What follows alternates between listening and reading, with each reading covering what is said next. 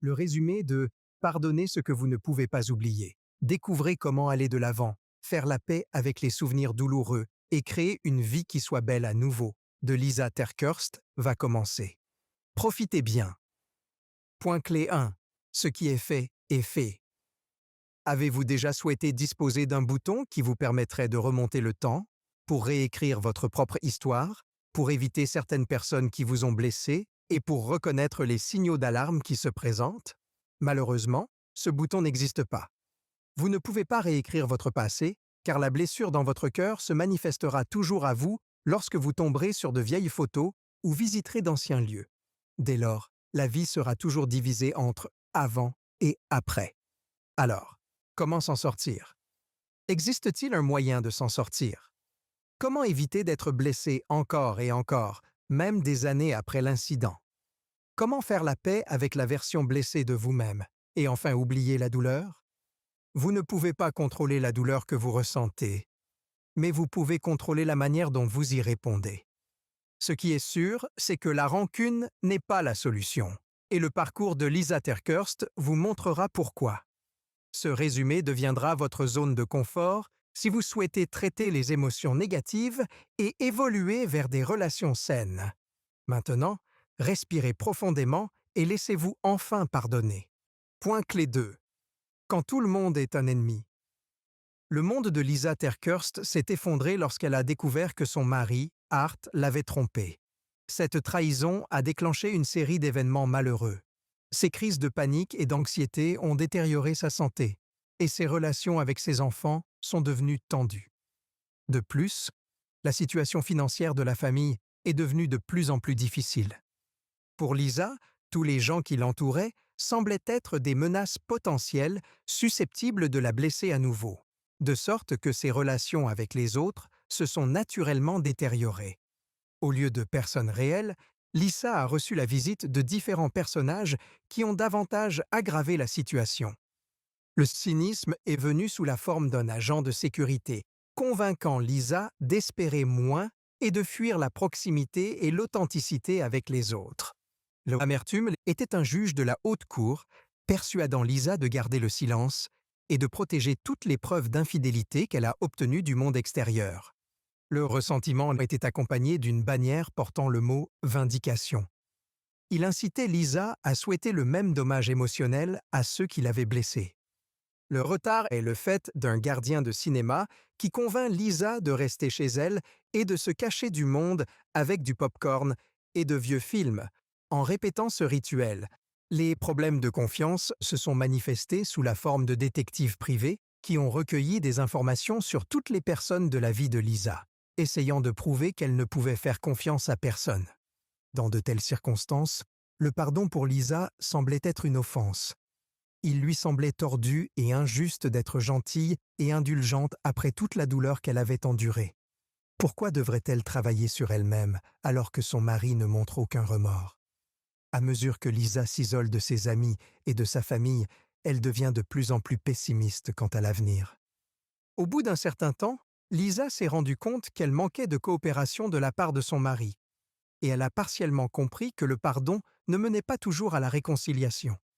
Parfois, il s'agit plutôt d'un pacte intérieur que vous concluez avec vous-même et qui vous aide à relever les défis de la vie et à guérir de votre traumatisme.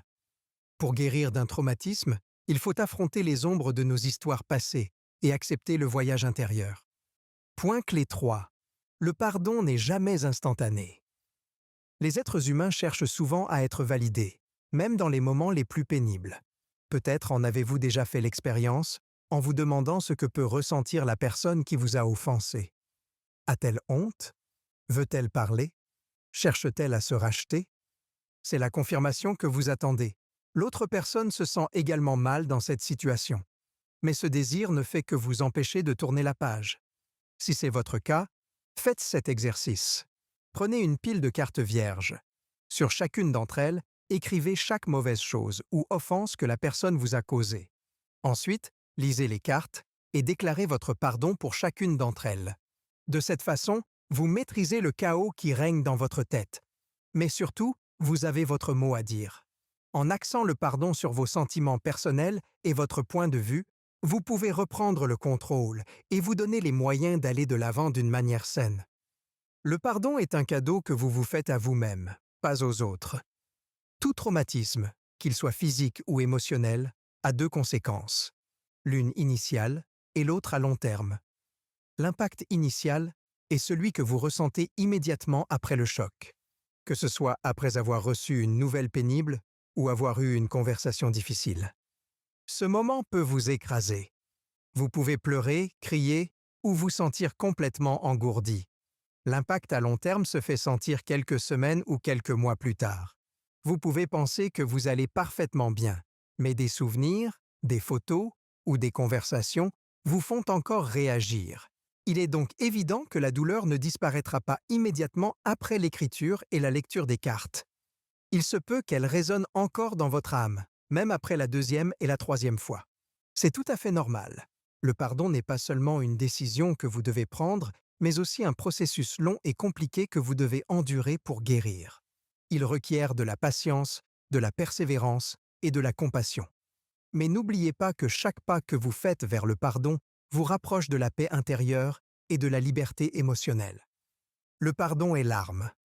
Les choix que nous faisons pour aller de l'avant constituent le champ de bataille. Aller de l'avant, c'est le voyage. Lisa TerKeurst. Point clé 4. Le passé peut toujours donner une réponse. Le thérapeute de Lisa lui a suggéré de suivre la méthode des 3 étapes: collecter, connecter et corriger les points. Les points sont des expériences passées qui vous forment en tant que personne et définissent vos modèles de comportement. Même s'il peut être douloureux d'interagir avec le passé, le fait d'y revenir et de rassembler vos expériences passées est la première voie sûre vers la guérison. Remémorez-vous votre passé. Qu'est-ce qui aurait pu mal tourner? Ou quelles croyances vous ont été inculquées qui auraient pu influencer votre comportement? Ne limitez pas cette conversation au cabinet du thérapeute. Si vous vous sentez à l'aise, parlez de vos expériences avec votre famille et vos amis et recherchez des schémas similaires dans leur vie. Le fait d'écrire ce que vous pensez de vos expériences passées peut être un moyen thérapeutique de leur donner un sens. Lorsque Lisa regarde en arrière, elle met en évidence sa relation avec sa mère et sa sœur. La naissance de sa jeune sœur a bouleversé le monde de Lisa, car elle ne s'attendait pas à ce qu'il y ait des intrus dans sa famille. Soudainement, il y a eu des règles à suivre, des disputes et des drames entre les sœurs. La mère de Lisa est devenue juge et a dû résoudre des conflits. Les règles qu'elle a établies ont influencé la façon dont Lisa voyait le monde. Elle sait que les conflits ont toujours deux côtés, le bien et le mal. Les mauvaises actions ont toujours des conséquences et la personne fautive doit toujours s'excuser. Ce système de justice convenait à Lisa jusqu'à ce qu'elle commence à se disputer à l'école. Elle s'est vite rendue compte que celui qui est plus fort, voire plus méchant que les autres, gagne à l'école. Tout le monde ne vous comprendra pas ou ne vous traitera pas avec gentillesse et respect, même si vous n'avez rien fait de terrible. Lisa avait le choix de se joindre aux enfants méchants et de copier leur comportement pour s'intégrer, mais elle a préféré garder le silence. Elle voulait cacher son vrai visage, dissimuler ses vulnérabilités au monde extérieur. Son trouble émotionnel provient d'un abus sexuel commis par le voisin de sa grand-mère, qui avait l'habitude de la garder. Bien que sa mère l'ait défendue, Lisa espérait le soutien de son père, mais celui-ci n'est jamais venu. Finalement, il a abandonné sa famille. Point clé 5. Rassembler les pièces du puzzle. Colette, l'amie de Lisa, préférait éviter de regarder les levers et les couchers de soleil. Cela peut sembler étrange à la plupart des gens qui aiment admirer les couleurs du ciel. Cependant, sa réticence n'était pas simplement une question de préférence personnelle. Pour Colette, les levers et les couchers de soleil déclenchaient des souvenirs troublants de son enfance, lorsqu'elle se sentait souvent en danger à l'approche du matin et de la nuit. Elle ne s'en est rendue compte qu'après avoir commencé à écrire sur ses propres expériences et à établir des liens. Colette a compris que, malgré les changements de circonstances, certains lieux, couleurs et sons évoqueraient toujours des souvenirs obsédants, où qu'elle aille.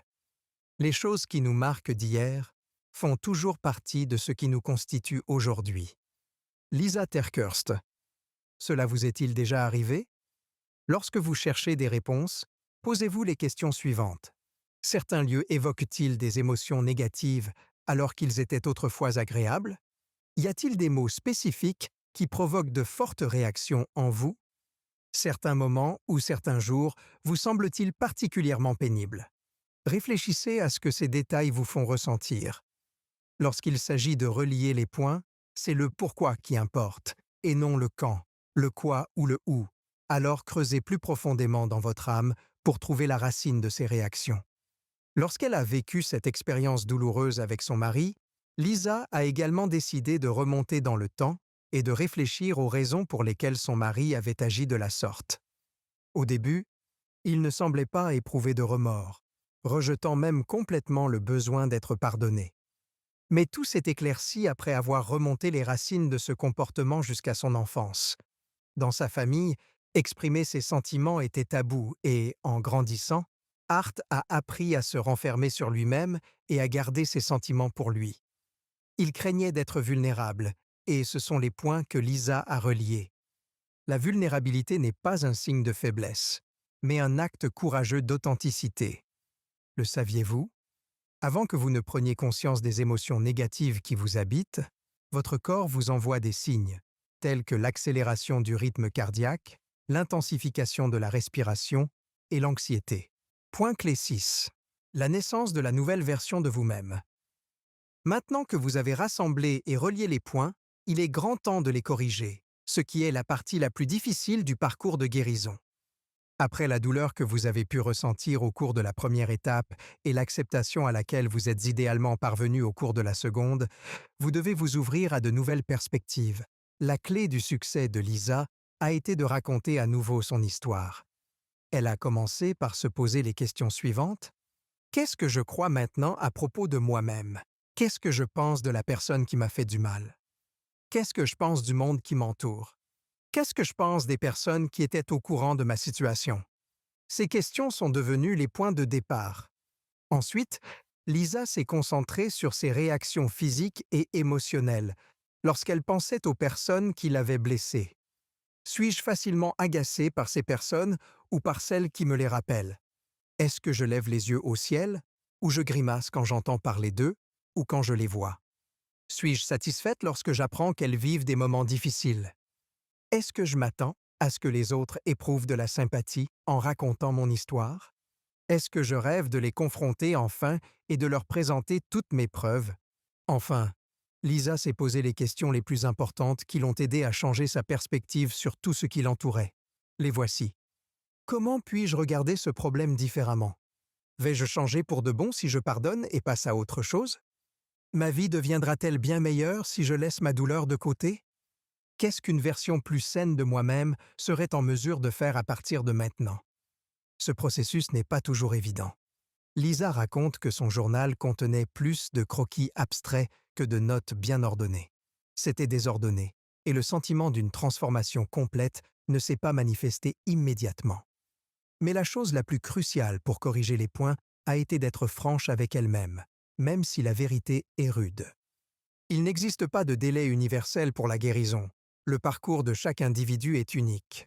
Conclusion. Naturellement, le processus de pardon n'est pas quelque chose que la plupart des gens attendent avec impatience. Il naît souvent d'expériences douloureuses et n'est pas toujours facile. Malgré toute cette morosité, nous pouvons tirer de nombreuses leçons précieuses du pardon, notamment sur la manière de faire la paix avec soi-même et de guérir d'un traumatisme. Essayez ce qui suit. Prenez soin de vous.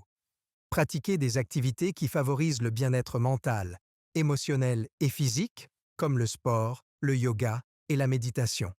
Recherchez un soutien professionnel.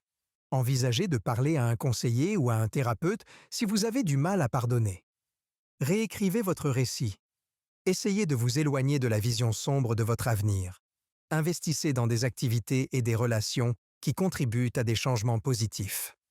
Résumé fini. Prenez le temps de l'évaluer afin que nous puissions vous aider à vous développer de la meilleure façon possible.